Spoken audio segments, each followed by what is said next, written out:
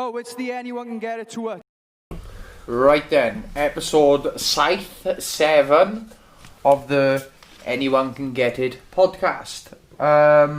As everybody is probably fully aware right now, I am not a UFC fighter anymore. Brett Johns has jumped the ship. I've jumped to the dark side. You stop rustling them draft kicks or? He's jumped ship, boys and girls. So, let me explain from the start just briefly. I have spoke about this on my social media. So, what happened was a few weeks ago we were offered a fight for November the 7th on the same show as Jack's show. I ended up making such a fuss about that. Oh, you got to get me on the same show as Jack. It's easier logistically and it's easier for camps, which it is, all fairness. Yeah, it is. You know, we'd like to be on the same show. So then they kind of did that for us. They offered me a tough fight, which I said yes to before really knowing what the figures were going to be, because I'd already fought my last fight on my contract, which was Montel Jackson in Fight Island. So we were going through the phases of negotiating the new contract, but unfortunately for me, the figure that I came up with was nowhere near. And like I said, you know, I know other fighters who are roughly the same sort of fights in. You know, I've had 7 fights in UFC, so I was basing my figure off the same as everybody else, really. You know, going in particular to someone like Merab Dashvili, who's 5-2 in UFC.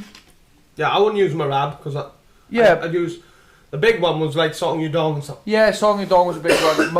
Merab's a big one as well. There was a few guys there, and I was asking for the same sort of price as them fighters, and unfortunately the UFC couldn't match it for whatever reason that they said. So, you know, like I said previously, I don't take business talk personal. You kind of learn that along the way, don't you, really? You know, it's nothing to do with individual people. It's just the way the business works, you know. As a business, I guess you have figures and money you can only spend, budgets you got to spend, and if you can cut in certain places or try and cut in certain places, you probably will. You will, exactly. So like I said, you know, I was disappointed with the figure that they come up with, and so I spoke to my manager Brian Butler and said, because of lovely goal. At the minute, sorry guys, we're watching Villa v Liverpool, and it's 54 minutes in, and Villa are 5-1 up. Oh, the belter of a goal as Ross well. Barkley just scored. Oh, you got to stop doing that now, because you're going to put me off. Sorry mate, back to it. Brian Butler. So we're going, so I obviously called my manager, Brian Butler, Sucker Punch, who, all fairness, the last few weeks has you know, he works for me anyway, but the last few weeks he's really been pushing this thing. We had a chat on a Skype call a few weeks ago, and he really has pushed for a better deal. And unfortunately, with the UFC side of things, Brian can only go so far before the UFC have to take on the rest. And in all fairness to him, he worked his hardest to try and sort something out, but unfortunately that couldn't happen. And, you know, just put it this way, Bellator were contacted 11 o'clock in the evening on Thursday, on Wednesday, sorry, so 11 o'clock. So I had a quick call with Brian on the phone, and he said he's been in contact with Bellator, and he said he should get a response back within 48 hours. This was at 11 o'clock on Wednesday. By 11:30 on Wednesday, we had an offer and a figure put through.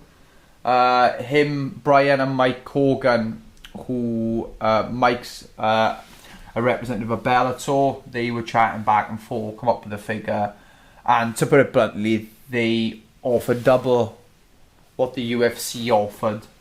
And, you know, at the end of the day, I think the way I look at it is, I consider Bellator to be a top promotion. You know, people will argue that it's not as well known as UFC, but Bellator still has a really respected promotion, and I've been a big fan of the promotion for a very, very long time. You know, I'm a fan of mixed martial arts, not a fan of UFC, and I think a lot of people forget that now, especially. Why is the bottom of the camera open? Does that matter? What do you mean? Well, it's open. That's fine. The battery's still in there. Oh, it doesn't matter. So yeah, I've been a big fan of the company for a very, very long time, and you know, I do not consider this to be an easier option, although a lot of people might say it is. You know, you still have your very, very competitive fights, but I guess I'm here. This is my job, by the way. People kind of forget that this isn't fun and games for me. This is work. This is. It used to be a hobby, but now it's paid. Now it's a job. You know, I don't work. I used to work on a building site. You know, I used to work on a building site for £4.93 an hour.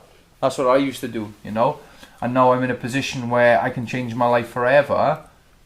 And I just had to take that sort of leap. And, you know, a couple of people I want to thank for the move. Firstly, and from the actual start, someone who kind of put this in process but without really knowing is Ashley. You know, Ashley looked at his... Ashley worked tirelessly on, like, looking at people's figures in the UFC to try and see if we were getting paid the right money or if we weren't. We felt like that we weren't paid the right wage, so we did our research and come up with trying to get a better deal. Then I contacted Brian, who was the second person I want to thank, because Brian was obviously the guy who's working the background stuff of my side, the management side of things. Brian Butler's working his bit with Sucker Punch. I want to thank Mike Corgan, who obviously, and Scott Coker from Bellator, who feel like they... You know, they value you. They value me as a fighter, and I guess, you know, that's what I've been in this sport for a very, very long time, and I think that the last week is really been the turning point in my career. A lot of people, like I said, would say it's a bad idea, but they don't understand the financial side of things, because there's no secret. We haven't tried to sugarcoat it. You know why we're thinking. You know. No, like you said, we haven't been cut from the UFC. We left the UFC. There's a difference. Yeah, my contract had come up, and I had an option to carry on or walk away, and I chose to walk away, because why get punched in the head when you can get punched in the head with another promotion, but they're willing to pay you double the price? Yeah. So just kind of say that yourself and say it out loud, so you know, because a lot of people are going, mistake. Nobody knows the circumstances behind all this. Nobody knows. So thank you to them 4 individuals for starters. I want to thank obviously Shaky, who has been a big part as well, because obviously working alongside Shaky, having a chat with Shaky about, like, you know, what he thought, and he thought it was a good move. I spoke to Carl Parker. He thought it was a good move. I spoke to Wally. Wally said, yeah, it's a good move. I spoke to Darren Wilson. He said it's a good move. So I've had probably 99% positive feedback about this.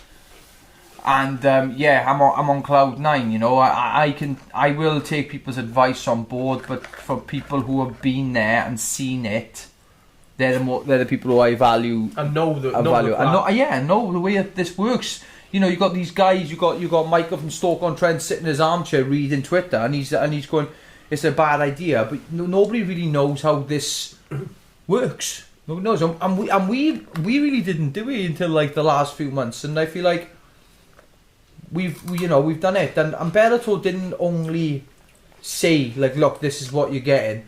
There was other things around there, you know, there was other things involved, because at the end of the day, although this is a job for me, I still have my goal of becoming a 3-time world champion and putting a 3rd world title on my waist. And the goal hasn't changed, you know, the promotion has changed, but the goal hasn't changed. And it's been absolutely fantastic, and I want to thank everybody on board who's really helped. You know, I'm with a new team. 2020 has been the biggest year of my career by a long shot, bigger than any sort of, like, you know, I'm on about 2013 winning the Cage Wars world title. It's been bigger than that, bigger than winning the Titan FC world title. It's been bigger than that, really. You know, this is a huge step forward in my career. I don't think a lot of people can see it because it's not physically done in the cage. It's background stuff, and I think it was you that told me. You told me years ago. You said it's not about the hardest fighter in the room. It's about the smartest fighter in the room. It's about the guy who makes the right decision, the right choices, because there's a life after fighting, and a lot of people forget that, especially you young fighters. You know, you want, because years ago someone come up to me and told me, "Oh, what are you gonna do after fighting?" I wouldn't have known. I wouldn't know what to do. But we're absolutely stoked. The Brett Johns MMA team is really happy right now and motivated. You know, so you know, I feel like I'm at a point in my career that if everything fell flat on its face right now, we've made a massive impact and we've got to where we want to go. You know, this isn't a retirement sort of speech thing. Oh, we're far from retired. We're a long way off that, you know. But as it comes to achievements in the game, I think I've pretty much done it all, really. You know, won a world title. I just got this one more personal little goal of winning a third world title. And who knows where we go from there? No, gold belt round the waist. We'll see what happens then. And then people will start paying us backs. You know, at the end of the day, you got the featherweight title as well. Yeah, we'll take that. I'm not getting any smaller, but So just to clarify, the contract has been signed, and we're looking forward to it. We want to fight soon, don't we? You know, I'm my weight right now is about one. I woke up this morning. I think it was one. What did I wake up this morning? Well, yeah, it's like Brett said, he agreed to fight Raoni Barsoles, November the 7th. So he's fit, he's ready. I'm ready. Like I said, and that's the good thing with people like Tank, Scott Pedersen. I'll put Crocker, although Crocker's not the same weight as us. I'll put Crocker in the weight, and Josh Reed. Everybody's kind of looking for fights right now. I'm training them with KGB with Rory Evans. Rory wants to do his bit. Obviously, Aiden's come back from his fight, you know, so he's taking some time off. But looking forward to getting that as well. If you've done KGB on a Friday, but like, I'm ready. I think my weight's good. I feel brilliant. I'm more motivated than ever. Really, really happy, and we'll see what happens. But let's enough about that. Thank you very much, everybody, for the support. Now let's go on the juicy bits. So, speaking about the last couple of weeks of last couple of days of MMA, and while we're on the subject, we may as well speak about it. So we have Bellator news. First things first, there is, at the minute, I might be wrong here, but the top of my head, just like not anymore, but there used to be 3 other representatives in the UFC, didn't it, when it comes to Welsh fighters, and that was myself, Jack Shaw, Jack Marshman, John Phillips, but now there's Corey McKenna. So that's obviously 4 fighters in the UFC, and obviously in Bellator we have one of my favourite fighters and a guy who was there for a very, very long time in my career, being involved in the background side of things and doing his own little thing, and that's Lewis Long.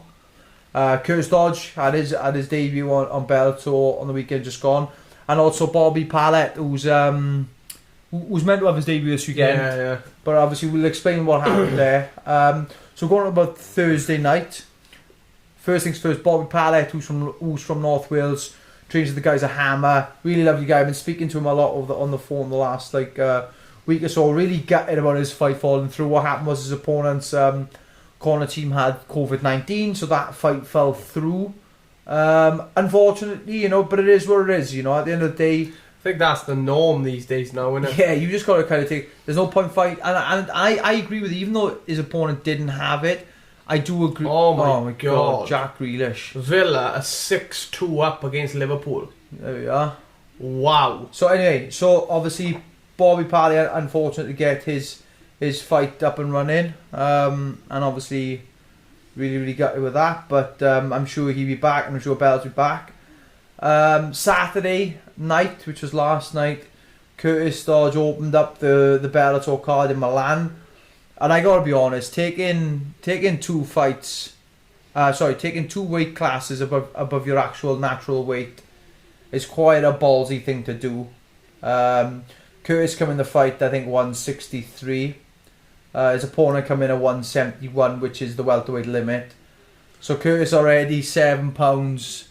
Yeah, and that's massive. That's huge. But then again, people forget the guy wasn't £7 heavier than Curtis, because that guy's more than likely done a £20 weight cut to get to welterweight. So he's gonna be, in my opinion, he'd be about £25 over Curtis's weight. Then, all fairness, Curtis, you went in there, you know, he took a risk, man. Took a risk, and I love that quote because we're quite we've done a bit of gambling now and then, and we a little bit Vegas here and there, and I love the terminology of, you know, you have a certain number you want to hit when you roll a dice, don't you? What's it called? Craps. Yeah, yes. Craps. You got a certain number you want to hit. You roll a dice, you don't get your number. What do you do? Pick it back up and roll again, son. You pick it back up and you roll it again. And all fairness to Curtis, it was. And then you run out of money. Yeah, then you can't roll the dice. No, all fairness to Curtis, you went in there, went out in his shield. You know, didn't have much notice for the fight. You know, all fairness, I think it was like 2 or 3 weeks ago. He was in Swansea looking for sponsors about his camp, and all of a sudden he had an opportunity come up, and he took it by both hands. So I think obviously as well, like, so, you know, you're forgetting, like, people forget that everybody has their, like, professional debut on, like, the smaller shows. And no disrespect to the smaller shows, but he's walked out on his debut at Bellator. Like, that's instantly 10 times the pressure of walking out, say for instance, in Penland Social Club. Yeah, where was my debut? My actual professional debut? Well, mine was in the Mighty Pain Pit, Richard Shaky Shaw show. Yeah, which was obviously a very good show as well. The Shaky shows, but like, you're still not going to get that Bellator feeling. Your first fight, there's the adrenaline, the cameras in your face. It's the pyrotechnics is they spend a lot of money on like pyrotechnics, about, you know, production value of the actual show itself, and also with no crowd being there. Yeah, it's daunting, man. You've been in the back room and all that's going off. Nothing's happening. Just you look at the other guy whacking pads in the room next to you. Just drop a coin and people just look at you going shh. It's like a library, isn't it? So yeah, it's quite daunting, but you know, I'm credit to him for getting in there. Respect to him. Yeah, respect to anybody that gets in there and fights, and especially going to welterweight. You know, if I'm honest, I looked at John's status today, and he said the bantamweight division. I think Curtis is slightly too big for bantamweight. Yeah, I think I can't see him getting the bantamweight. I think he's a big guy. I think maybe featherweight or lightweight could be potentially. But then again, I think Curtis is strong enough to do the two. Yeah, he could go up the lightweight and do really well there, you know, and obviously featherweight. But I think arguably bantamweight's a push. Yeah, it is a push. Yeah, I'm sure he could probably get there if you put his mind to it. But it's a big cut for Curtis. Like I said, he woke up 163.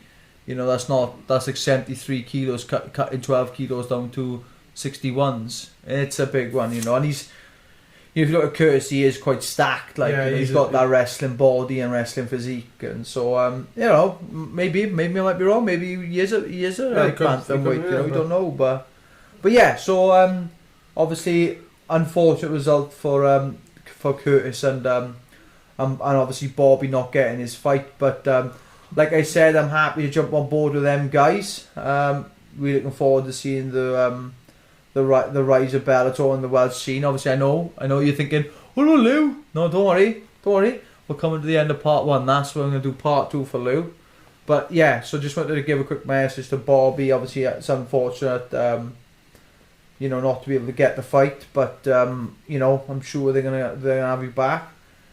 Curtis is just, you know, got to go back to the drawing board now. You know, like I said, you rolled the dice, didn't land on the number he wanted. Just got to pick it up, brother, and go again. And credit to you, mate.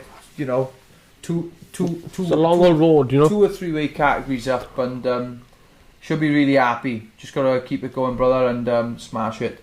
Right, that's it for part 1. Come back for part 2. We're going to talk about Lewis Long and his fight in Bellator. Welcome back, guys. Now you're seeing how Brett has a problem with food. Yeah, I have got a problem with food. He just loves food. Like, I'm not eating this Thousand Island dressing, no. He's looking at some prawns. Shout out to Kyle Davis. Would you like some prawns? No, thank you, mate. It says yeah, okay. Yeah, so we're back on to the Lewis Long situation. I'm shouting the microphone. I don't know, mate. Sorry, mate. The Lewis Long situation. So when he fought on Thursday, was it that Thursday? Thursday he fought. I remember because I come back from wrestling class against the Gianni Melillo. Not too sure about the hairdo of him, to be honest with you. Right, let me explain something. Okay, so I remember watching Gianni Milello. Yeah, you're part Italian. You work with Italians. Yeah, I can swing up a few quotes, like, you know. Give me an Italian quote. Ciao bella. Oh my god, that's the most. What do they say? But you always do it to people when the Italians come in. You always say this word. It means eat. Eat. Yeah, like eat food. Do you want food? Like Mangiare. that's it. Mangiare. But anyway, he fought Gianni Melillo, who is a guy that I remember seeing a post and thinking, wait, I've seen that guy before. And he actually fought on a Newport Cage Warriors show before, where he fought a guy. I know, like, the casual MMA fans won't get this guy, but the real MMA fans who watch all sorts of MMA, he fought a guy called Modson Brett's one of them casual fans. I'm one of the casual fans. Basically, he fought a guy called Bahari, Modson Bahari, I think his name is. He trains with Jack Hermanson in Norway. Jack Hermanson, sorry. Norway. And he fought this Gianni Melillo. And I think the bookies kind of said, oh yeah, well, you know, this Italian's got no chance. And he knocked him clean out in the fight. I remember watching it. And then all of a sudden, I thought, after the fight, he was just a guy that caught my eye. I thought he could, you know, he was wild. He was anything to watch. So I thought I'll have a selfie with him. And I ended up having a selfie with him. And yeah, he was fighting Lou on Thursday. So to be honest, I thought Lou looked very composed starting off. Looked really good, composed, and obviously leading up to the fight, I watched Lou train with Orban. Oh, brilliant. Oh my god, 7-2, Jack Grealish again. Wow! What is going on here? I mean, he's got 2 now, eh? Jack Grealish got 2. What is going on? Oh, Van Dijk and oh, you're the boys, they're all tamping. Nice one, boys. Got you in my fantasy league, lovely. We've conceded 7.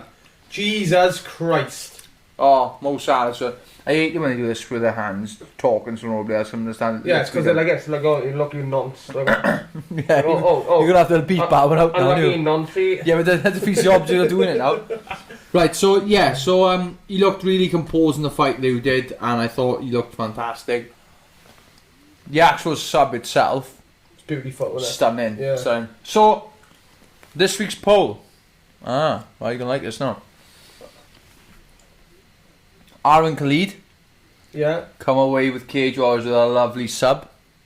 It's like a, what was it, ninja choke or dash choke or anaconda choke thing. Anaconda, I think it was. No, I think it was a dash. Well, anyway, whatever.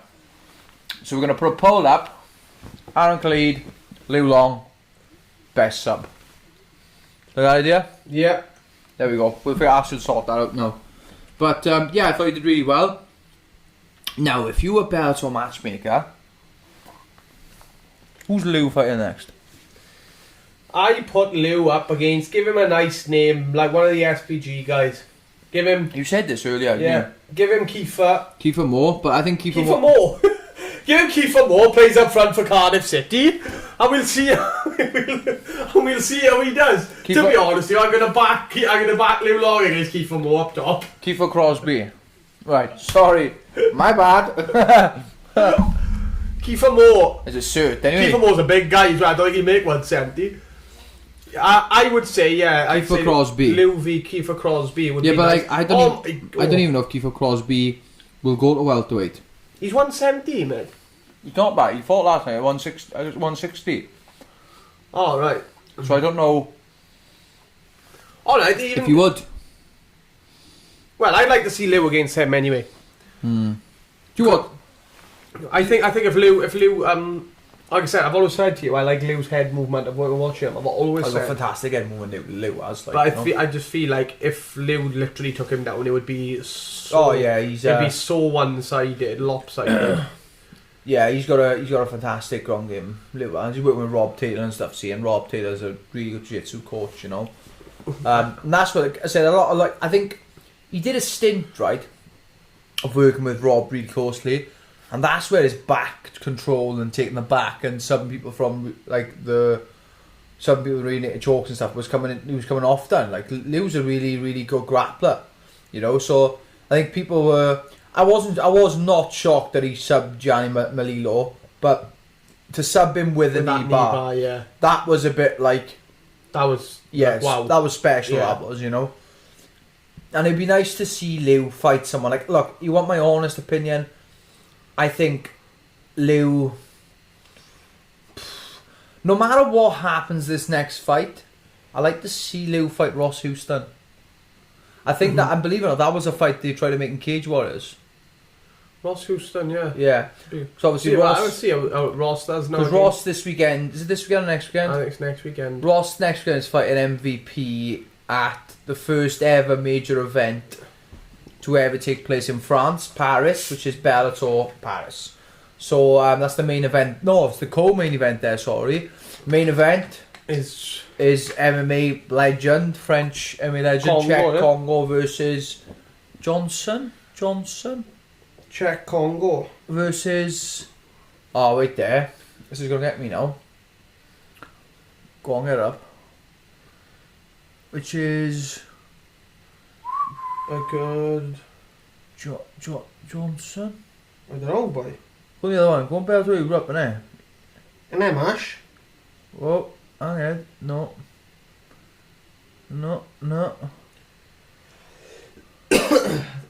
Another thing as well, Liu got cut as well, didn't he? Like, yeah, I don't know what that was from.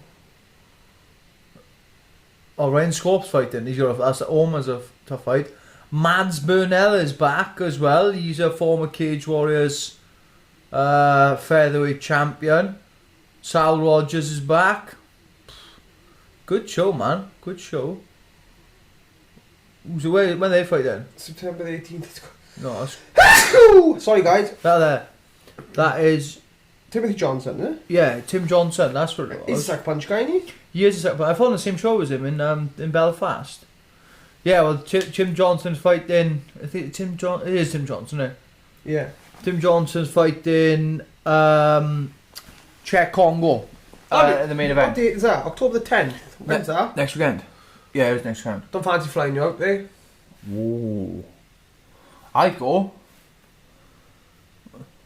Yeah, I'd love to go. I go as well, yeah. 2 seats, please, bud. 2 seats and a couple of COVID tests, and we meet you there. Yeah, right. So obviously that's going to be next weekend, which I'm looking forward to watching that. Especially the main and the co-main event. Actually, it's a really good. That's a great scrap. That hosting the MVP. Yeah, obviously, you know, Ross obviously coming off the Cage Warrior welterweight titles. You know, like it's a lot of interesting that he went that way. I was going to say it's mad because when these Cage Warriors champions seem to be going 2 ways now. They should seem to be going either they go into the UFC or they go towards the Bellator. Like Mads Burnell is a top fighter, really good fighter. He fought before Arnold Allen. Right, and it was a cracking scrap, and I think Arnold Allen come back and managed to Mads Burnell managed to come back and sub Arnold Allen come back the third round and sub Mads Burnell. It was a cracking little fight. I remember watching that recently, actually. Really good fight. It's interesting you say that because you know now, like you see Mason, yeah. Like this, Mason has got this is my take on the whole Mason situation. Mason obviously has done superb, and he's double champ, the third to do it. Now, if I'm in Mason's shoes now, he obviously the standard in UFC, the open contract is usually around 10-10, 12-12. Now, if I'm Mason, I'm not opening up at 10-10. You know, I got a lot to bring to that table. So if I'm Mason, I'm not just signing on the dotted line for the UFC. I'm signing on the dotted line, but I'm getting paid. You know, I'm double champ of Cage Warriors. But I want to be paid. You know, I'm not saying he's going to be able to go in and call the shots and get paid massively. But I'm saying he can go in, and whereas your average shows get paid 10-10, if I'm Mason, I'm like, right, I want to be paid 20-20. Yeah. Or offer it to Bear. No, if he wants to offer it to Bellator, obviously some like you, it's a different situation with you because you've had 7 fights in the UFC, we're not all stupid. We all know you're a top level UFC fighter, ranked 13th in the world. I think some people forget that sometimes. You were ranked 13th in the world once, fought Aljamain, fought Pedro, held your own, but lost the fight, but held your own. So I just feel like if I'm in his spot, Mason's spot, I feel like he's got a really big bargaining chip. He's got a bargaining chip, and use it, because you don't use it. If you don't use it, then you're on the back foot. Then you're not just. It's not just the next contract. It's a pile. You're starting from 10, so your next contract might be at 20. Well, you could have started off at 20, and your next contract would be 30. 30, 40, depending on the fight score. So I think Mason should go there. But obviously, what the UFC have got in their hand is all these fighters and all the youngsters. They want to get to the UFC. Yes. But like we know now, you've had 7 fights in the UFC. Yeah, your dream was to be in the UFC. But it comes a point where you need to realise, like Brett said earlier, there's life after fighting. There is, yeah. And, you're, like, perfect. Like you said to me, like, good friend of yours, Aidan, and training partner, said, it's all well and good having UFC kit bags, but that doesn't feed your kids when you're older. Do you know what I mean? No, not at all. You can have as much UFC kit bags as you want, but at the end of the day, you need to put food on the table for your kids eventually when you have them. Yeah. So, I think that Mason has got the bargaining tools, obviously, which he rightly deserves, because he put the work in for that type of thing. And as well as Mason, he hasn't had an easy path, I think a lot of fighters out there get given sort of tomato cans and fights that they do really well. I'll be honest, Mason hasn't had them fights. He's had some tough fights, and like he put his record up, the record of the... Yeah, and like, in all fairness to him, he fought the who's who, really, beating people like, Adam Prock, I think he was 12-1. He fought like loads of Dorian Desme. It was a tough fight Joe for anybody. McColgan, is it? Yeah, tough fight. There was a Polish guy he fought, and it was an insane fight, right? Kid was probably getting the better of Mason at the start, then obviously classic Mason just come back and started winning the fights. But he won the fight. His pressure won it, But yeah, it was the same, Like I look at people like Jack Shaw as well as another one who had a really good, like, successful stint outside UFC, and I felt like Jack isn't just a good fighter; he's a very intelligent person anyway, and with obviously Shaky behind him working things as well. They've got a really good structure, and I think that's why that everything with us was working so well as well. I'm talking to Shaky and Shaky's talking to me, and we approach things differently now. And yeah, I do feel like the SMA is not exactly just a fight gym where we're all like, all right, we're all thick, It's nice to have that sort of people behind you who are pushing you in the right way. At the end of the day, you have to be stylistically, you have to get the fight which stylistically suit you as well. Like I look at Jack's fight with Eggendale. Yeah. That was a dangerous fight to take. The Scott Malone fight was a dangerous fight to take, and he took them both. He had, like people forget sometimes. Jack had the UFC offer before all this and said no, and that always looks good. That does. When you say, look, I'm not ready. I think I actually know 2 people who have done that. That is Jimmy Manoa and Jack Shaw. The only 2 people I've seen do that, where the UFC called and they were like, look, I don't feel like I'm ready. I will be ready. Paddy Pimblett did it as well, didn't he? So Paddy did it, yeah, but obviously, but what I mean is, had the offer, said no, and then went. Oh, right, sorry. Because all fairness to Paddy, and it's brilliant to see Paddy do that. Like, and he's starting to do back well. He's starting to get a bit of momentum himself, and it's nice to see Paddy get the momentum, because I know a lot of people kind of either like him or dislike him. I like Paddy. I've always liked Paddy. I think he's nuts. But yeah, it's mad to see people sometimes turn that offer down, and it looks good though. It looks good. It means, look, I don't feel like I'm ready. I will be ready, but not right now. And all fairness to Jack, man, he's proved that completely innate, really, Because I'll be honest, when they offered me that UFC contract, I bit their hand off for it. Yeah. There was no saying no, but... Yeah, I think that's what we've learned as well. That, like, if you can build... Because, like, when you're staying at Cage Warriors and you're staying and you're building up, that's your bargaining chip for the UFC, which means, Yeah, you want to sign for the UFC. Obviously, it's everyone's dream to sign for the UFC. But you also want to make a living. Yeah. You know what I mean? You want to secure your future. Well, that's what I'm saying. With Mason, people probably would have gone, why is he going up for the welterweight title? Is he just trying to do it to win up 2 belts? Like, don't get me wrong, getting 2 belts is amazing, but think about it like, you know, as a bargaining chip. You know, I'm not doubled his first UFC contract. Yeah, that's what I'm looking at as. Yeah, I'm not a one-time, you know, world champion. You know, I'm a 2-time, 2-division, 2-weight world champion. No, yeah, now get the checkbook out. Yeah, you know, there's not many people have won 2 world titles full stop. Not many people have, you know what I mean? And especially not going up a weight and doing it, you know. That's why I think a handful of fighters have won 2 world titles in Welsh MMA. A handful. Don't think there's many at all. Like, all fair, so John won his Bama world title. Jack won his Cage Warriors world title. Now, Jack Shaw won his Cage Warriors title, then defended it. Yeah, 3 times, 4 times. Did he? No. He won it against Eggendato. Fought Scott Malone. Yeah, then fought Scott Malone. Defending against Scott Malone.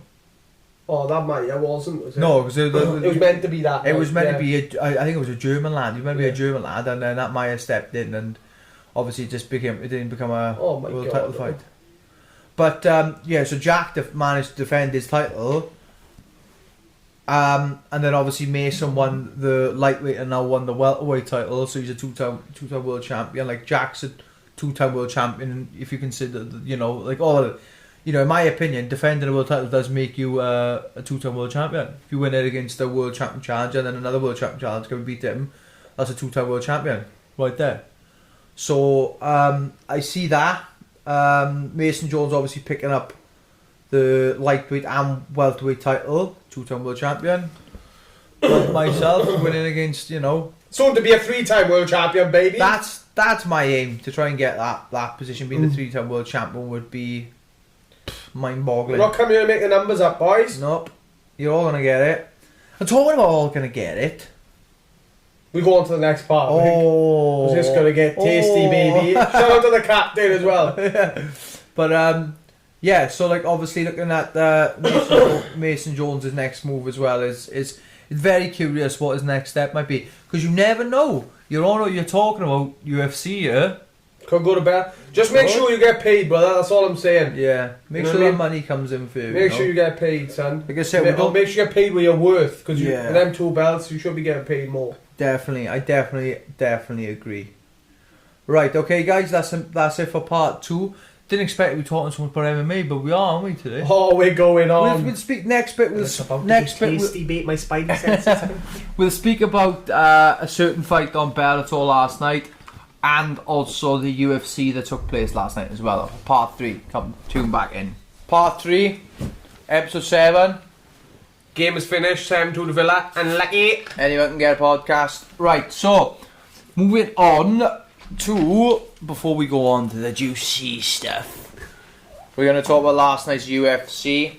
UFC Fight Island. It's the first one, isn't it? It's the first one, yeah. Yeah, so let me just get this up first.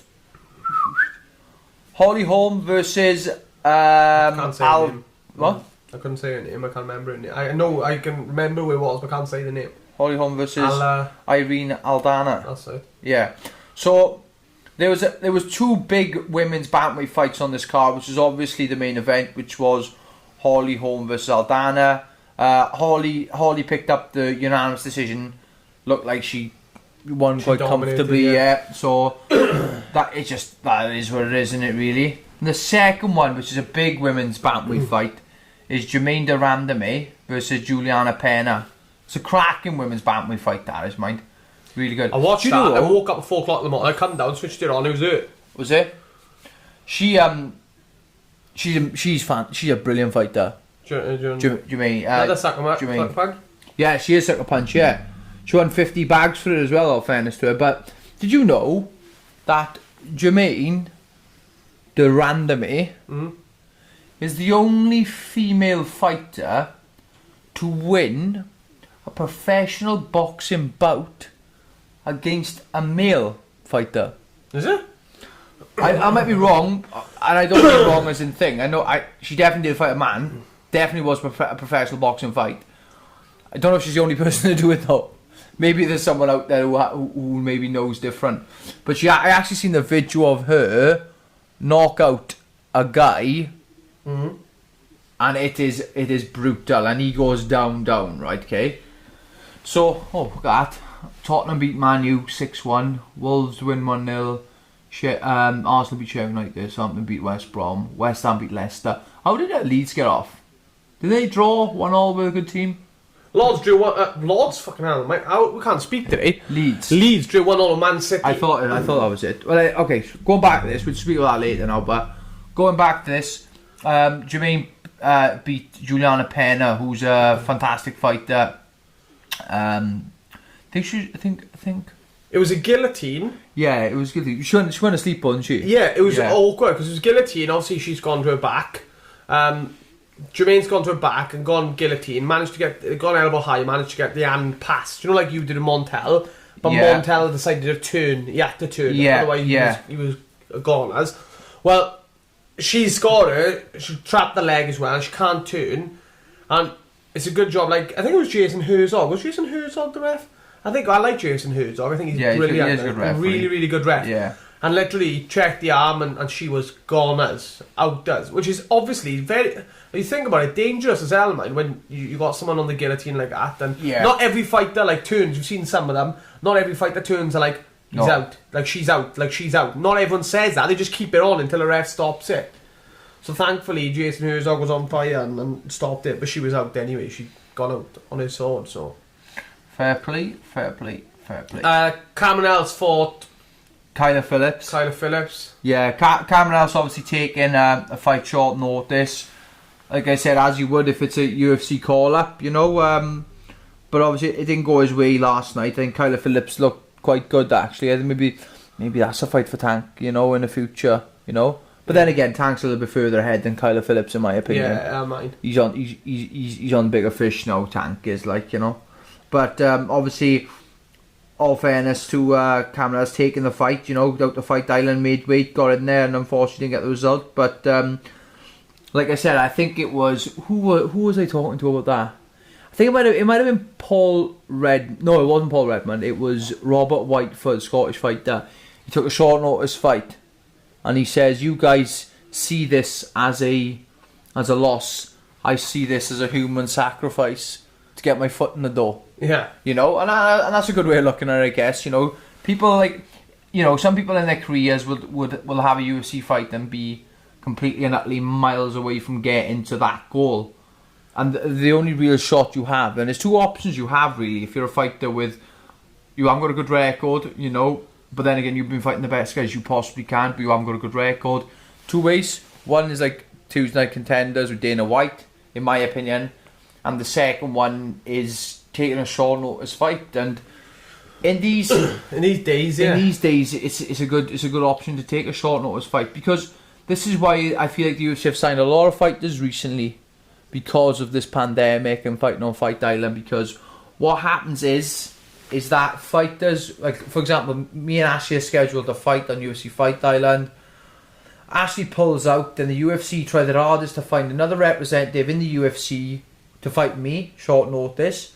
But everybody doesn't need to, because they're already in the UFC. Yeah. So then they look at other ways of doing it, which is short notice fights. And a lot of fighters have been signed at the minute, you know, and it's good to see everybody get their chance. At the end of the day, this is a big promotion, and not everybody gets to fight, do they? You know? They don't, do they? Instead of signing people, they should have paid Brett Johns. Should have paid me, but then again, there we are. It's a business, isn't it? You know? So that's obviously bantamweight fight. Another guy, Casey Kenny, coming off that win with Louis Smolka, got a win last night. Looked like he put a hide in on the guy. Jumped the cage and asked to fight again and fight again. Yeah, not for me, like, innit? He beat a good guy, actually, didn't he? He did beat a good guy. He's alright, didn't he? Yeah, but you know, I do see the photo of the actual fight itself. The body kick? There's the Chinese boy. No, sorry, Mongol. No, what did I say? Is he Chinese? Yeah, he's Chinese, he is. And he got body kicked, just seen the bruise on it. The bruising was horrific. But he's on a 2-fight win streak. And another fight I want to talk about is Carlos Condit getting his win. You know, I think people forget that Carlos Condit, Natural born killer. I absolutely love this guy, and when I first started watching fights, you know, he was there. The guy's got a record now of 33-13, but people forget that his last win was Thiago Alves back in 2015. 5 years. 5 years, you know. What did he fight after that? He fought, this is the last couple of fights of his career, right? Okay, let's go let's go to the start of his UFC career. Lost a split decision to Martin Kampmann, which I thought he'd won. I remember that, and I thought he'd won that. He beat Jake Ellenberger by split decision. That was hell of a fight. Stopped Rory McDonald. That was hell of a fight. He knocked out. Remember he knocked out Dan Hardy? Yeah, it was a good. That was a good scrap. Then he had the flying knee to Dong Hyun Kim, who's the stun gun. Won the UFC interim title against Nick Diaz, which is class win. People say it was controversial, but you know, results are you. Then he fought GSP, lost the fight by unanimous decision, but did drop GSP with a head kick. Yeah. Lost against Johnny Hendricks after that by unanimous decision. Beat Martin Kampmann Gone back in the rematch by TKO. That 4 rounds of it, that was quite violent. Then he lost against Tyron Woodley by injury. Then fought Thiago Alves May the 30th, 2015, where there was a doctor stoppage, and then he went on a losing streak. So he lost. These are the guys, mind you, look at the guys he fought. Like, they're not. That's not an easy list of fighters, is it? Robbie Lawler, Damian Maia, Neil Magny, always tough. Alex Oliveira, and Michael Chiesa. Every single one of them. If you're a UFC fan, you would have heard these guys. And you know, some of these fights are, like I said, Robbie Lawler, Damian Maia, and obviously that went from 2015. I'll say January 2016, all the way to December 29th, 2018. Then obviously fought last night and got the win against Court McGee. So a shout out to him there, because I remember, like, it's mad, see, because before losing to Sterling, I've said this a few times, before losing to Sterling, it was like 15-0. People come up to you, hey champ, what's up champ, what are you doing, you know what I mean? It's a great feeling. And then you lose your fight and you're like, instantly you feel like, I want to get that back, I want to be called champ again, so I want to fight soon. And I guess subconsciously, it's probably why I did fight so quickly after the Yardman Sterling fight. Do I feel like it was a bad decision? No, not even now do I think it was a bad decision, because I wasn't hurt in the Alderman fight, so I wanted to fight straight away, you know, and then fought the Pedro fight, and yeah, I'll be honest, I was hurt then. You know, so then that was like a nail in the tyre of the car. Yeah, that was it. Like, I was like, take a few months off, and yeah, it was like that 2 years of like not getting a win. You know, it depends how mentally tough you are as well. I know some guys who have that loss and they're like, oh, they don't want to feel that ever again, so they don't want. It's that bad that they don't even want to fight again. Yeah, you know. But like I try to explain to people, if you are coming off a loss in your career, as soon as you get a win, that feeling goes away. It's the exact same feeling as making weight. The weight cut process is horrific. You got to go in, you got to sauna, you feel absolutely terrible. You jump on the scales, you see a number, you're laughing. You forget instantly how bad that weight cut was, or how bad that weight cut did feel. And it's the same with like coming off a loss or a losing streak. You know, it can get quite tough. You know, and you know, any fighter that's in the game who is coming off losses, there's always a winner on the corner. It's just, you just got to kind of keep grafting, keep grinding, and you'll get there. So nice to see Carlos Condit back in the winner's circle. I don't know what's happened next. He didn't say that he was going to retire. Maybe he says he feels that he's coming to his prime, but you know, that's difficult to say for Carlos Condit because the fights he's been in. Yeah. You know, you for example, me and you could be the same age, but I've started MMA 10 years earlier than you. Then surely we're not the same age and prime, but we could have been through that. So, but we'll see. You know, let me think. How old's Carlos Condit at the minute? Carlos Condit is 36 years old. You know, that's And they like the divisions as well, innit? Do you know what I mean? Yeah. You got young guns coming up. that's tough, man. That's very, very, very tough. But then, for example, Court McGee's not an easy fight. He's 35, you know. Guy's fought a long time, and another one who's on a bit of a losing streak. I think his last win was 2018, and he's coming off a 3-fight losing streak. But then again, look at this guy. These are his losses, Court McGee's losses, right? Ryan LaFleur, good wrestler. Santiago Ponzinibbio, Ben Saunders, Sean Strickland, Diego Lima, Sean Brady and Carlos Condit. So he's fought really good guys, all fairness to him. And only once has he been stopped. That was Santiago Ponzinibbio. But then Sean again, Strickland. he's got... No, Santiago sorry. Ponzinibbio. Yeah. But he's got like crazy power. But yeah. Okay, so enough for last night's UFC. Wait there. Actually, on the same thing as UFC. The next event for the UFC is a nice bantamweight one. It is... Is it Maurice v Sandhagen? Maurice v Corey Sandhagen, which obviously myself, you know, I'll be watching that close if I am a bantamweight. Corey Sandhagen, all fairness, fights. He just doesn't care, does he? He fights whoever they put in front of him. You know, he's good. Obviously, he's coming off a loss over Aljamain Sterling. I think that was a bit of a shock. You know, it was only a minute 28 into the fight, so it was a bit of a shock defeat for him. But it'd be nice to see him come back from that. And obviously Marlon Rice is coming off that loss to... Oh no, coming off the win to Jose Aldo. That's right there. Yeah. But obviously, you know, he coming off the win to Jose Aldo. And he's just going to try and extend on that win streak. I think if he beats Sandhagen, I think... But even if he beats him, I think Funk Master's in line for that belt now. And I know he's got to win over Aljamain, but I still feel like... Aljamain's got to be there. He's mate. Aljamain's been through the mill, man. Okay? Like, people forget sometimes, you know, Aljamain is on, and this at the highest level. Aljamain's on a 1, 2, 3, 4, 5 fight win streak. 5 fight. And the guys he beaten, me number 1, Cody Starman, good guy. Jimmy Rivera, good guy. Pedro Munoz, good guy. And Corey Sandhagen, good guy. You know, it's he's got to be up for that belt next, isn't he? Has to be in my eyes as well. Has to be.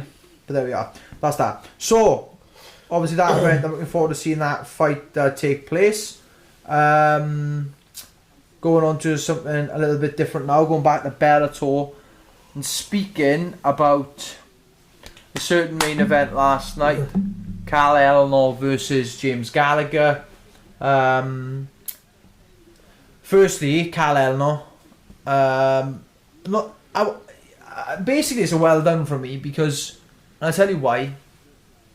That fight took a year in the making. There was a lot of hurdles for Cal leading up into the fight. I think he had a problem with the brain scan, so the first one was off.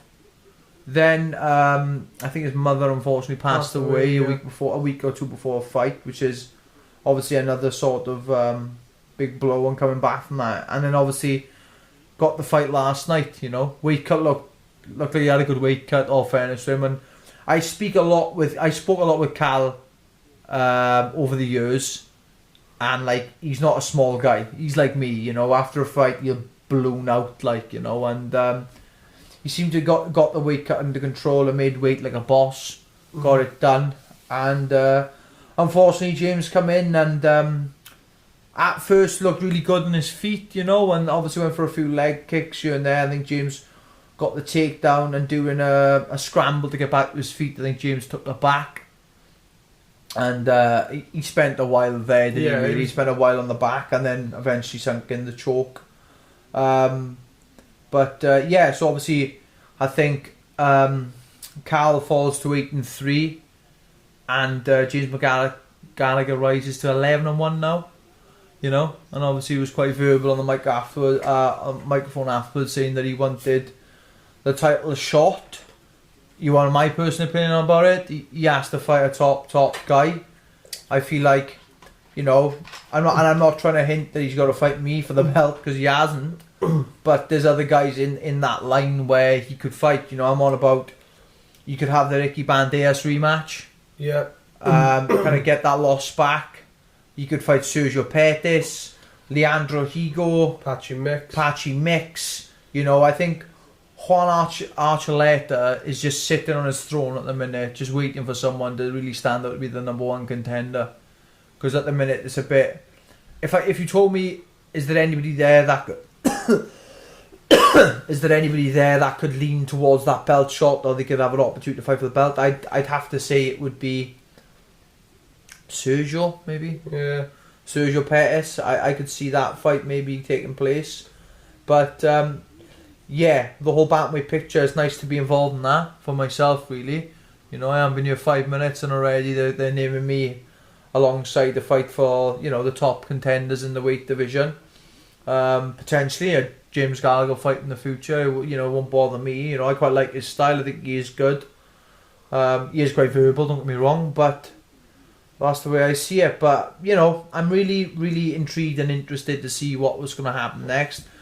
I see a good fight for Carl Eleanor being someone like Franz Malambo. And I see a good fight for James Gallagher being someone. I see the Ricky Banderas. Yeah, I like Banderas too. I like Patchy Mix. Yeah, you know, I can't. Patchy Mix actually be a good one. I can't see him going. Like, I'm like, no disrespect to him. Maybe Carl last night and stuff, but he needs to take out someone. Yeah, big. Do you know what I mean? Like I said, I rate Carl Eleanor. I think it's a good win. Like, a lot of people went online and said, "Oh, you got to fight. You got to stop fighting these cans." Carl Eleanor's not a can in my opinion. He's not a can, right? Okay, and it's definitely a good win for him. But you want my opinion? He has to fight someone now with the experience there, because I still feel like Carl Eleanor is quite new in his career. You know, he was 8-2 fighting him last night. You know, like, think about it. Let me ask you a question. Do you feel like James Gallagher has had a lot of experience? I don't feel like he has had a lot of experience, yeah? And he's been fighting, and he's 10-1. Yeah. You know what I mean? And then Carl Eleanor's 8-2. So, you know, it is what it is, really, you know. But I'd like to see Carl fight maybe Franz Malambo next. And I'd like to see James fight someone like Ricky Banderas rematch. Or if he really wants to put a big step in the right direction for that title, put him up against Patchy Mix. We come back for part 4. Part 4 of the Anyone Can Get It podcast. Sorry about that. Right, we got some Instagram questions. I love this bit of the podcast. People are asking their little questions here and there. Dr. Pepper Zero, other brands are available. Let go. Wait, what are we looking at? Everybody, you versus James Gallagher. You versus James Gallagher. Like me and Brett spoke about before, no disrespect to James Gallagher, he's doing his own thing. Yeah. But Brett Johns is not looking to fight James Gallagher. No, I'm not. I'm not. I tell you why, right? Okay, and this is the mad thing. Do I see me and James Gallagher fighting in the future? Yes, I do. I really do, okay? But let me ask you a question. Do you want to see that fight in an empty arena in Milan? Or do you want to see that fight in a packed arena in either Swansea or Dublin? There's your answer. So we'll see what happens there. But if like, at the end of the day, though, I'm not going to say no if they say do it next week, you know. But realistically, that's what I want to do, you know. Who would you like to fight in your division? Well, right, so who's that? David Chanitsky. David Chanitsky. Who would you like to fight in your division? So, believe it or not, I've spent the last week or so, say, looking at the bantamweight picture in Bellator. And there's a really good few fighters there who are making a good impact, you know. If you ask me who I really want to fight, I want to fight Juan Archuleta, you know, that's going to be the number one, you know, the champ, you know. He's got the belt. I feel like Juan Archuleta in the division is one of the better fighters in the division. Training with like TJ Dillashaw and stuff, you know, the guy is an absolute stud. And, you know, you're asking me personally which fighter I want to fight, and that's him. He's at the top of the tree, and I'm and I want to get there, you know. So Juan Archuleta is a good fight. Patchy Mix is a good fight. You know, we'll see who they offer in November, if November falls through. Sorry, not falls through. If it goes ahead, you know, we'll see what they say. After that, then we'll see what they offer. But I have a name in mind. I don't really want to put it out there. I jinx all the time, you know what I mean. But I have a name in mind of who I want to. Who's that? Ask what's this? Yeah. Stop there. Oh, stop. Oh, right. Continue. right. Hello? Okay. No, sorry, don't have that. Okay. So yeah, so there's a couple of names in mind. I don't really want to say who I want to fight next because there is. I don't know. I don't want to jinx myself, but I got a name in mind, and it's a good fight, you know. And that's what I want to. I'm not here to fight the easiest guys in this division. I'm here to fight the best guys, and there's plenty of good fighters there who are going to be able to fill that spot.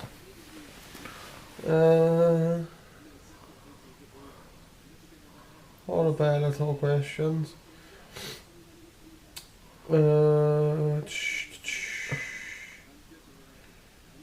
Oh wait, I read that one now. That one. Oh, Wine CCFC.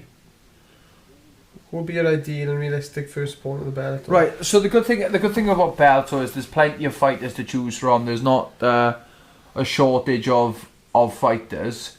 Having said that the only problem I got now is when it comes to picking your first fight, it's not as simple as just picking a name of the hat and going, yeah, okay, I'll fight him next. You know, I have to see what Mike Corgan says, Scott Coker, see what he says. But yeah, I'm intrigued myself to find out what name they give me. But like I said, you know, I was prepared to fight Roani Barsoles, who's got a lot of hype behind him at the minute. So realistically, I'm going to be happy to fight anybody and everybody. And you know, I'm intrigued to see what they want to say and see what they want to do. But like I said, I'm here to make a massive impression, a massive impact. So we'll see. How awesome is Sash Shots? Sash Shots is awesome. Really, How awesome is awesome? Oh, he's really, really awesome. So for the guys who don't know Sash, please check out his social media. What's his Instagram name? At Sash Shots. Oh, basically that's it then. Sash. SASHSHOTS. Sash Shots. So Sash does a lot of like photography, photos, especially in Wales, in boxing and in MMA. But done a little personal one to me a few weeks ago where we went to see a guy, Sleepy Bob, Tony up in Cardiff, who owns a handful of old school Lambrettas, and you know my sort of like that comes involved in sort of the clothing style of things. I'm a guy who would be considered a mod if it was like back in the sort of 60s, 70s, you know, and it was nice to go up there and see the Quadrophenia poster on the wall and stuff, and it was a good day out, off, and I really enjoyed, you know. Like I said, I do loads of photos of me, you know, in gyms and sweating and getting punched in the head, but it's nice to do something slightly different, and yeah, it was really enjoyable. So like I said, I got a good little relationship with Sash. There's a load of photographers I have good relationship with, Sash being one of the main ones I do a lot of work with. Chris DeCida is another one. Paul Harris, Pixels, who's a lot of video work as well, and I think he's actually, yeah, I think Paul's doing my wedding, I think. Yeah, Paul is, yeah. My missus sorted that out. But yeah, so obviously them guys who go to the gym and take plenty of photos, they're the ones that when they come to the gym and take photos, that's when me, Tank, Orban and all the boys spam Scott Pedersen, Josh, we spam the photos online then constantly. But yeah, when you rise with the girls, Ash? Rise with us, baby. Yeah, so you know my take on that. I don't know. Don't get me started on equal pay and stuff. Let's not get on there. So yeah, but it's really good to have the photographers there in training, and obviously just to kind of document what's going on, like especially with little video on Fight Island. I think a lot of people like that. Is that a bruise from Fight Island? Oh no, it was a shadow. I thought it was. If you all didn't see my bruise from Fight Island, funny story. Pack in the bag. I said, Brett, do I need a pad for my leg, for the leg kick. Said, no, you'll be fine, You'll mate. be fine. I'll get the picture up and show you the state of my leg. Yeah, it was just and I didn't even use them kicks in the fight.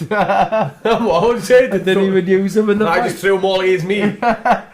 Yeah, so but yeah, so I'm looking forward to seeing now what the next few months hold. Fingers crossed we have a fight booked. Going on. Oh, have you got any more questions there? If you haven't, it's okay. I got something to speak about. Swans 1-2-1, is it?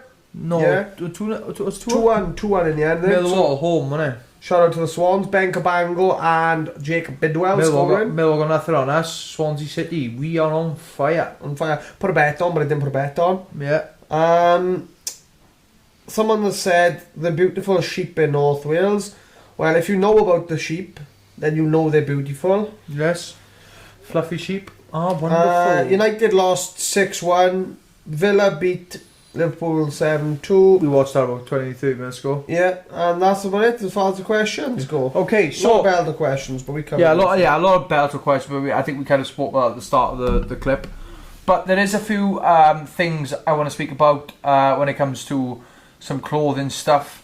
Obviously being away and spending plenty of time. I'm watching Edgar Davids kick off, put something on my social media.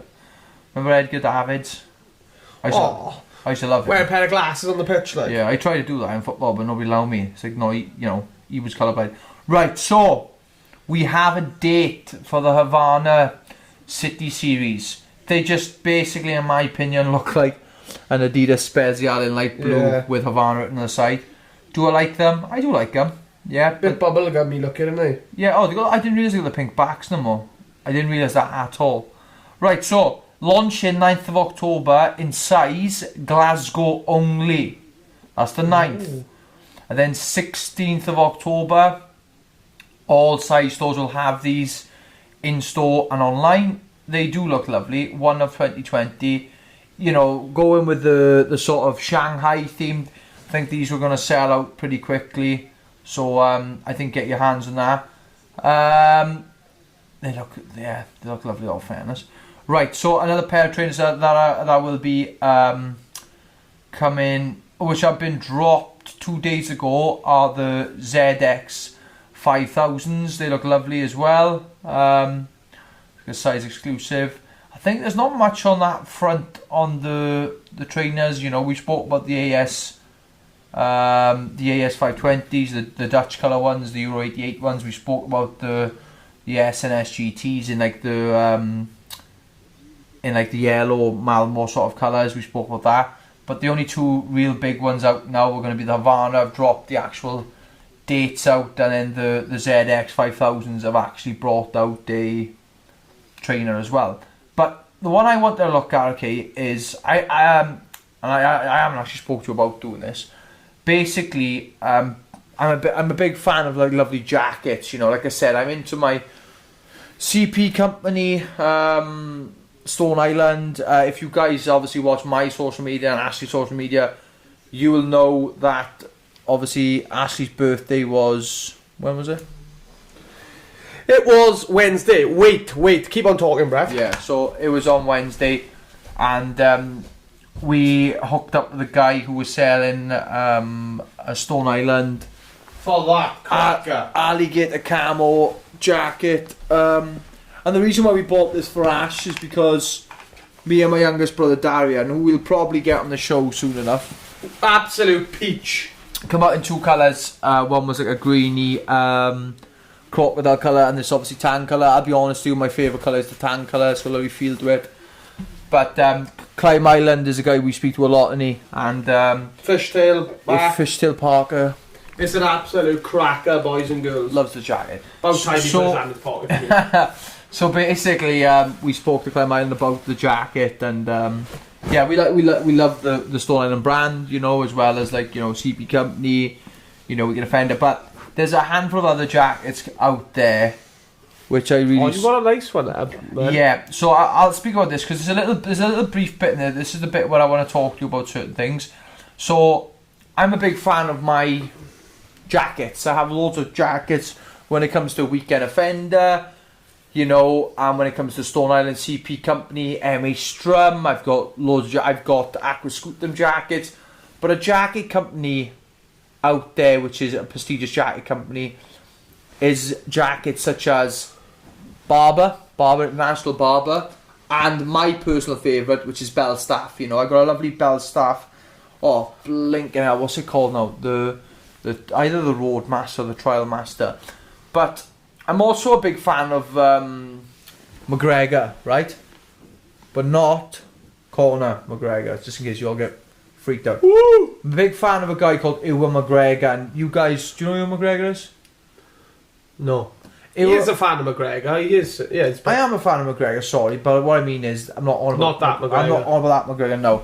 So Ewan McGregor was he's a Scottish actor who plays Obi-Wan Kenobi in Star Wars Episode 1. I don't know. He also does train sporting, famous Scottish actor who loves his motorcycles.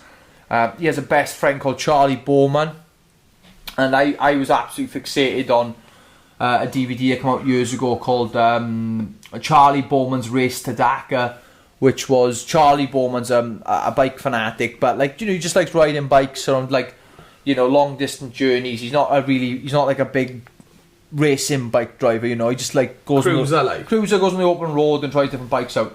But his best mate is Ewan McGregor, and he wanted to do a test to see if he could get to Dakar and do the hardest rally known, in my opinion, known to mankind. There's like a couple of ways you can do it nowadays.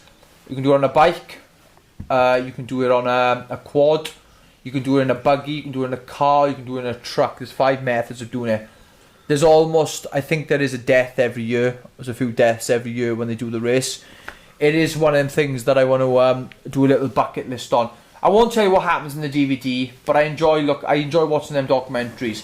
But after I watched that documentary, I watched the documentary on, and it's been out for years. I realised that they did a bit before this Dakar race called the Long Way Round, which they did 2 bikes. And they went from basically they went around the world. That's what they did. Then after doing that, they did the long way down, where they started in Scotland and went all the way down to Cape Town in South Africa. And now they're I think now it's on Apple TV, where they're doing the long way up, where they're starting in Patagonia in Argentina and going all the way up to I think it's California. Yeah, it is California. It might be San Francisco. California. Yeah. But basically, they brought out a collection on Bell Staff of certain jackets. So, yeah, it's on Apple. If you guys haven't checked it out, please check it out. They're going to do this trip from Patagonia to California on electric bikes. So I'm really excited to watch that documentary. So Charlie Bowman, Ewan McGregor, a long way up. But like I said, the reason why we're talking about them right now is they brought out a collection of jackets. How much is it? Yeah, £700, but you know. Good job you signed that Bellator contract, mate. But basically, you know, it's a lovely jacket, though, isn't it? Nice. Oh, look at him, he signed the contract and now he's buying jackets. I love them. I love it. But Bell Staff's a good make, so like I thoroughly like the brand, you know, and my next purchase may be a Bell Staff jacket. I'm thinking next, you know. Talking about jackets, recently just got given a nice package from Weekend Offender, nice little smock. It's lovely, actually. It's a nice colour. The colour reminds me of a film called Away Days, where they got the Peter Storm jackets. It's like that colour, and you're not going to be able to see it here. But I've also got the Weekend Offender graphic T-shirt on. Oh, with Bex. With Bex Dominic. So another film I absolutely love. But yeah, so obviously we're looking at like the fashion side of things that are coming up now. Christmas is coming up. There's going to be loads of different sort of ideas coming, you know, and yeah, looking forward to it. But you got a new watch, Brett? I got a new watch. Bought a new watch today. I didn't want to buy a ring, but I bought a watch instead. We saved some money because I'm a legend. Yeah, 10% off. 10%. Display model, Bosch. Thank you very much. Went in for a ring, come out with a watch. Yeah, well, that's what it is. So that's that for this week's podcast. We're going to be here next week. I think we'll speak more about Bellator Paris. We'll also speak a lot more about we should have more news when it comes to a fight. Yeah. The gym, obviously we had the keys to the gym today. Yep, so that's going to be obviously a lot of progress there. Yeah. Could maybe put some pictures in if we take some shots, but I could, just to show you guys the progress that'll be taking place there. But we've had more or less most of the equipment through, haven't we? There's some nice stuff. There's some stunning stuff in that equipment. But as we said, we're still looking for sponsors to help us out with the gym. Really looking forward to seeing if if anybody wants to put their logo in the gym and get some exposure through social media that way, where there's going to be plenty of filming going on there now, considering we're going to be main events and on the main cards and on posters, and being able to showcase the sponsors as well on banners and shorts. Yes, so that's another thing. So sorry, instead of being on the fight banner or the shorts, hit your boy up. Yeah, we got obviously, if you are interested in a sponsorship sort of deal, please feel free to email us at brettjohnsmma@gmail.com. We'll get back to you with price and stuff. At the minute we haven't really thought much about it, because obviously everything's moved so quickly on the Bellator side of things. But if you want to just sponsor the gym, you can sponsor the gym. If you want to sponsor Brett's fights, it's a different package. You can sponsor Brett's fights. That's fine. We'll let you guys decide what you want to do there. But while I got 45 seconds left, just a quick thank you to everybody who has done a lot for us the last few, not just last few months, last few years.